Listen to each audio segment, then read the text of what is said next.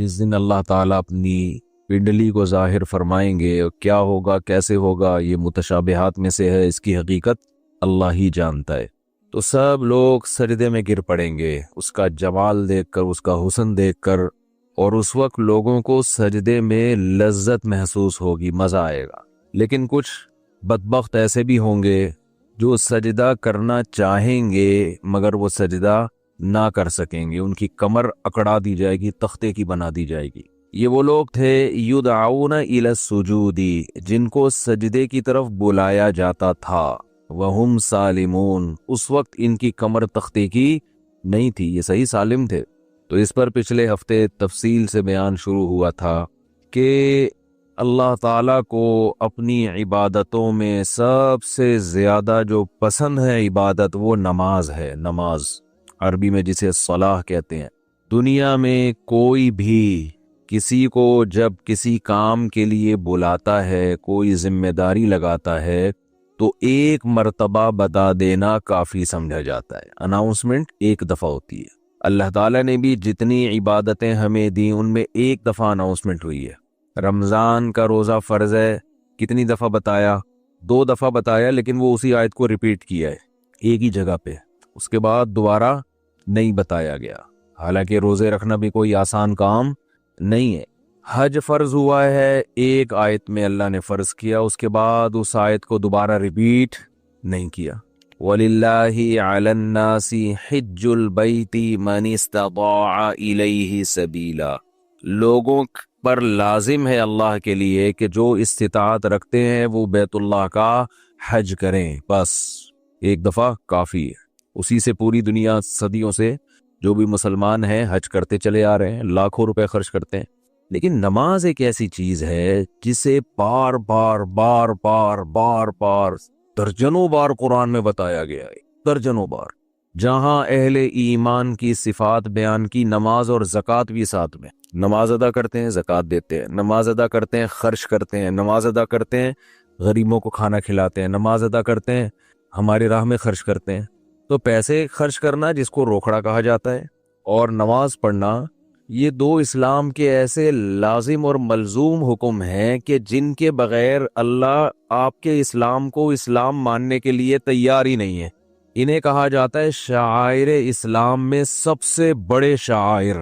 اگر کوئی آپ سے پوچھے نا کہ اسلام کے شعائر میں سب سے بڑے شعائر کون کون سے ہیں، تو آپ نے جواب دینا ہے سب سے پہلا نماز، اس کے بعد زکوٰۃ۔ شاعر کیا ہوتا ہے یہ بھی میں بتا دوں۔ ہر قوم کی ایک مخصوص پہچان ہوا کرتی ہے، ہر مذہب کی ایک مخصوص پہچان ہوا کرتی ہے، ہر ملک کی ایک مخصوص پہچان ہوا کرتی ہے جس سے وہ دوسروں سے جدا ہو جائے۔ جہاں بھی ایمان اور اسلام کی بات آئی ہے قرآن و سنت میں، وہاں نماز لازمی ساتھ میں چپکی ہوئی ہے۔ تو اس لیے آپ کو نماز تو پڑھنی ہی پڑھنی ہے، اس میں تو نو کا آپشن ہے ہی نہیں۔ یہ ثابت کرنے کے لیے ہم کیا ہیں؟ مسلم ہیں، مرد کو بھی عورت کو بھی۔ اور یہ صرف بر صغیر میں ہے، اتنی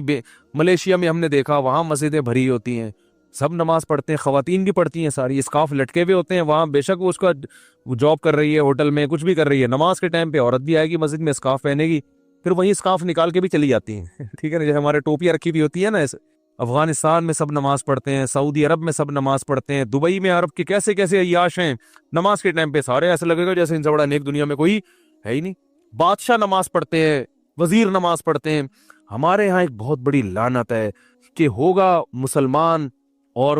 اپنے آپ کو مسلمان بھی کہتا ہے، نماز کے وقت میں غائب۔ تو اس لیے امام احمد ابن حنبل جو بہت بڑے مجتہد ہیں، ان کا یہ فتویٰ ہے کہ ایک نماز بھی جو جان بوجھ کر چھوڑ دے گا اسلام سے خارج ہو جائے گا۔ اگرچہ جمہور کا یہ فتویٰ ہے کہ خارج نہیں ہوتا، کفر کے قریب ہو جاتا ہے وہ، لیکن امام احمد بن حنبل کی کوئی کم حیثیت تو نہیں ہے۔ سعودی عرب میں انہی کو فالو کیا جاتا ہے۔ شیخ بن باز، شیخ صالح العثیمین سعودیہ کے مفتی اعظم رہے ہیں، ان کا فتویٰ اب تک چلا یہی آ رہا ہے کہ ایک آدمی اگر فجر کی نماز کے لیے الارم نہیں لگاتا، اس نے صبح 8 بجے آفس جانا ہے، رات کو سویا صبح 8 بجے کا الارم لگا کے، تو یعنی اس نے پکا ارادہ کیا ہوا ہے کہ میں نے فجر میں نہیں اٹھ رہا۔ ایک تو ہوتا ہے نا آنکھ کھلی نہیں، ارادہ تو تھا نہیں کھلی آنکھ، پکا ارادہ کیا ہوا ہے، انہوں نے کہا یہ اسی وقت مرتد ہو جائے، کیونکہ اس نے پکا ارادہ کر لیا ہے نماز کے قضا کرنے کا، پکا ارادہ وہ یہاں تک ان کا فتویٰ ہے کہ مرتد ہو جائے گا اس کو اگر توبہ نہیں کرتا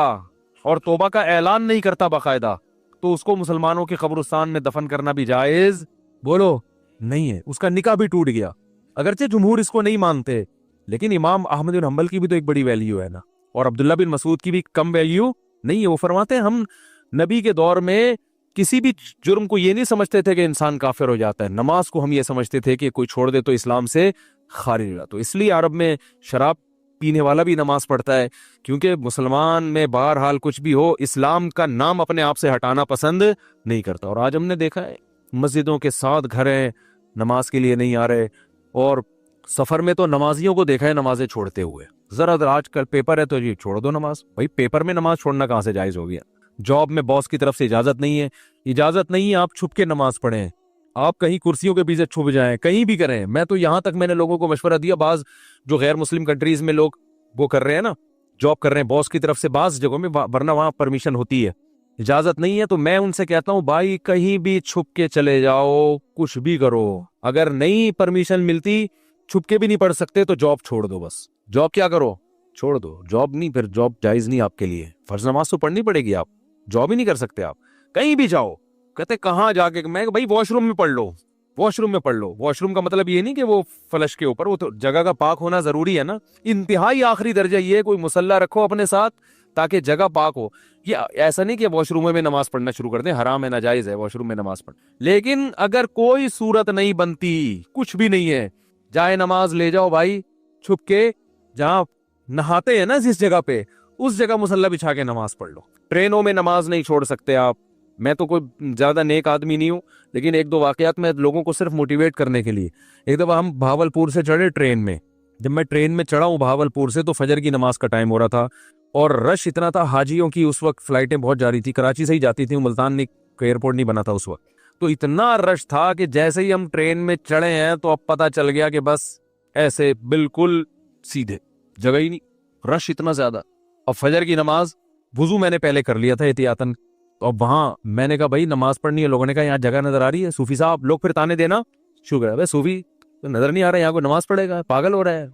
اچھا سفر میں لوگوں نے کہا سفر میں معاف ہے، بعد میں توبہ کر لینا، قضا پڑھ لینا، یہ بڑے اچھے الفاظ ہوتے ہیں لوگوں کے نا، یعنی ان کی نظر میں کہ توبہ کر لینا، او بھائی توبہ تو کہاں سے، اگر ایسا ہی ہوتا تو اللہ کہتے نماز پڑھ لو، نہیں پڑھتے تو توبہ کر لینا، پڑھنی ہے، قضا نہیں کرنی ہے، ان الصلاۃ کانت علی المؤمنین کتابا موقوتا، اگر نماز چھوڑنے کی میرے بھائی کہیں گنجائش ہوتی تو میدان جنگ میں لڑتے ہوئے جب گولوں کی گھن گرج اور تلواروں کی چمک ہو اس میں اللہ اجازت دے دے گا قضا کر لو، وہاں اجازت نہیں دی ہے، اللہ نے فرمایا نہیں کوئی صورت بنتی سواری پہ